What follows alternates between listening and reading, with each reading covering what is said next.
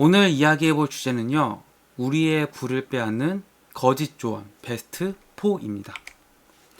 참고 도서는요, 부자들의 음모라는 책이고요. 이 책의 저자는 로버트 기요사키입니다. 우리는 끊임없이 경제적으로 세뇌당하고 있습니다. 매일매일 지금도 현금 강탈이 일어나고 있는데도 아무것도 보지 못하고 아무것도 알지 못하죠. 또 우리 자신이 가진 이 잠재력을 스스로가 무시하도록 경제적으로 프로그래밍이 되어 있습니다. 우리는 아무 생각 없이 절대 자신은 부자가 될 수 없다고 주문을 외우고 있죠. 나는 가난하게 살 거야. 나는 부자가 될 수 없어. 부자들은 우리와는 다른 사람이야. 나와는 달라. 근데 명심해야 될 게 우리의 이 말이 우리를 부자로 만들기도 하고 가난하게 만들기도 합니다. 그래서 우리는 이 말을 주의 깊게 잘 듣고 잘 해야 되는 거고요. 오늘 우리의 어떤 말, 어떤 생각이 결국 우리의 부를 빼앗아 가는지 이 얘기를 해보려고 합니다. 우리의 부를 빼앗아 가는 거짓 조언. 첫 번째, 세금. 좋은 학교를 나와서 든든한 직장을 잡아라. 이 말은 가장 높은 세율로 가장 많은 세금을 내는 피고용자가 되게끔 세뇌를 시킵니다.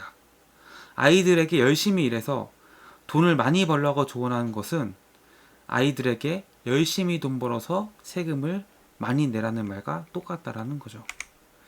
그런데 부자들은 합법적으로 세금을 한 푼 물지 않고서도 수백만 달러를 벌기도 합니다. 월급쟁이들을 우리가 유리지갑이라고 하잖아요. 근데 여러분들 기사 보시면은 뭐 각종 그 대기업들에게 세금을 면세해 준다거나 혹은 정부의 돈을 지원해 주는 사례가 엄청 많습니다. 부자들은 세금을 내기는커녕 감면받거나 오히려 지원금을 받는다라는 거죠. 근데 월급쟁이들은 자신의 소득의 가장 높은 세율로 뭐 공제받는 거 하나도 거의 없이 고스란히 다 세금을 내는 게 현실인 거죠. 그러니까 부자가 될 수 없게 되는 겁니다. 두 번째, 빚. 집부터 사라. 집이 가장 큰 자산이다. 우리나라 사람들이 많이 생각하는 것 중 하나죠. 사람들에게 집에 투자하고 집에 투자하라고 말하는 것은 빨리 은행에 가서 빚을 얻으라는 것과 같습니다. 근데 집은 자산이 아니라 부채라는 거예요. 여러분들 대출 끼고 집 산 거 당연하죠? 근데 여러분 집 사잖아요. 뭐라고 생각하시죠? 이거 자산이라 생각하잖아요. 근데 이게 부채라는 거예요, 사실은. 왜냐면은 주머니에서 내 돈을 빼가기 때문입니다. 또 집보다 좋은 투자 대상은 없다. 이러신 분도 많거든요. 실제로는 그렇지 않다는 거죠. 집은 여러분들의 주머니에 돈을 빼가면 빼갔지 넣어주는 경우는 없다는 겁니다.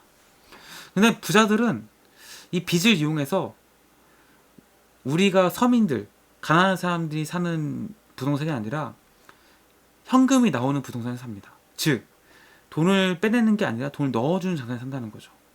그리고 이때 지는 빚은 좋은 빚이 됩니다. 이런 거예요.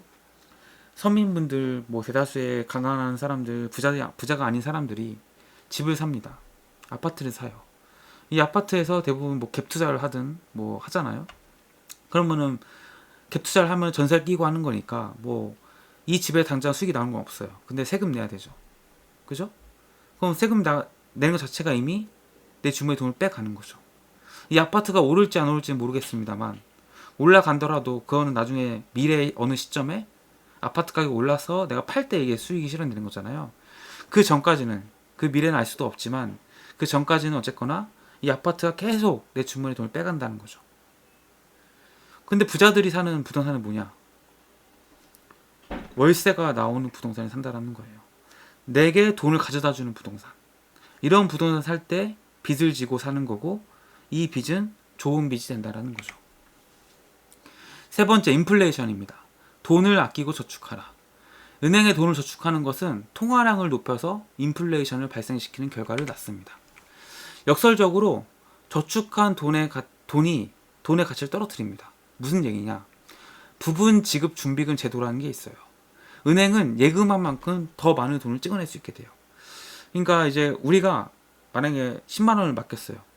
그러면 은행에서 이 10만 원을 금고에 넣어놓고 우리한테 이자를 쳐서 주는 게 아니고 10만 원을 받으면은 10만 원 중에서 뭐 9만 원 정도는 다시 또 다른 사람에게 대출해 줄 수가 있습니다. 그럼 보세요. 내가 10만 원을 저축하는 순간 이 세상에 모든 돈이 10만 원밖에 없어요. 그 내가 가진 10만 원이 전부예요. 이걸 은행에 맡기는 순간 은행은 이 10만 원 중에서 9만 원을 다른 사람 대출해 줘요. 그럼 이 사회의 돈은 어떻게 되죠? 내가 가진 10만 원과 대출을 새롭게 간 9만 원이 있죠. 그럼 나는 10만 원 저축했을 뿐인데 이 사회의 돈 10만 원이 갑자기 19만 원 늘어난 거예요. 그럼 당연히 내 돈 10만 원의 가치가 거의 반토막이 나겠죠. 떨어지게 되는 겁니다. 이런 식으로 은행에 돈을 예금한다는 것은 아이러니하게도 내가 예금한 돈의 가치를 오히려 떨어뜨리는 거다. 네 번째, 퇴직연금. 분산 투자하여 장기 투자하라. 뭐 많이 듣는 조언이죠. 여러 가지 상품에 투자해서 분산 투자해서 내 돈을 지키고 주식에 장기 투자해라. 근데 이것은 사실상 월스트리트 그 근육맨들만 부자로 만들라는 거죠. 그들에게 막대한 수수료를 내고요. 그들에게 내가 돈을 벌든 못 벌든 그들이 수익이 내든 못 내든 이미 일정 수수료를 이미 빼갑니다. 그렇기 때문에 월스트리트 사람들, 우리나라로 치면 여의도 사람들만 부자로 만들어주는 그런 거죠. 이런 것들을 알고서 우리가 돈을 뭐 투자를 하든지 저축을 하든지 부동을 하든지 해야 되는데 많은 사람들이 공부하지 않고 경제 공부를 또 받은 적이 없기 때문에 이렇게 자꾸 속아서 결과적으로 어떻게 되죠? 결과적으로 가난해질 수밖에 없다는 겁니다. 그래서 학교에서 금융교육을 빼버림으로써 부자들의 음모는 성공했다. 사회의 기득권 세력들, 부자들은 일부러 대다수의 사람들에게 금융에 대한 공부를 시키지 않았고 그 결과 무지하게 되고 그 결과 자신의 돈을 관리하고 불릴 줄 모르게 되는 거죠. 관리하고 불릴 줄 모르는 돈은 다른 사람, 머리 좋은 사람, 금융 공부를 한 사람들이 이용해서 그들의 부를 더 축적하는데 이용되고 도움을 줄 뿐이라는 겁니다. 자연스럽게 현금의 강탈을 자연스럽게 받아들이게 되고 그래서 여러분들의 삶을 바꾸고 싶다? 말부터 바꾸셔야 됩니다. 부자들이 쓰는 말을 써야 됩니다. 제가 대표적으로 오늘 4가지 소개해드렸죠. 그 4가지만 일단 아셔도 아주 기초, 내 돈을 잃지 않는 세상이 이렇게 돌아가는구나 이 정도까지는 아시게 된 거예요. 그럼 더 많은 책들을 읽고 더 많은 공부를 해서 우리가 어떻게 하면 이제 부자들에게 이용당하지 않고 그들에게 이용당하지 않고 내 부를 추적해 나갈 수 있는지 다른 사람 착취당하지 않을 수 있는 이런 것들을 알 수 있게 된다는 겁니다. 그래서 부자아빠 기요사키가 말하는 부자들의 음모라는 책을 가지고 이제 리뷰를 제가 쭉 해봤고요. 여러분들 뭐 로버트 기요사키 책들이 많습니다. 제가 또 리뷰를 해드릴 텐데 같이 공부하면서 내 돈을 잘 관리해 나가고 불려나갈 수 있는 방법들을 함께 연구했으면 좋겠습니다. 도움이 되셨다면 구독과 좋아요 눌러주시면 감사하겠습니다. 고맙습니다.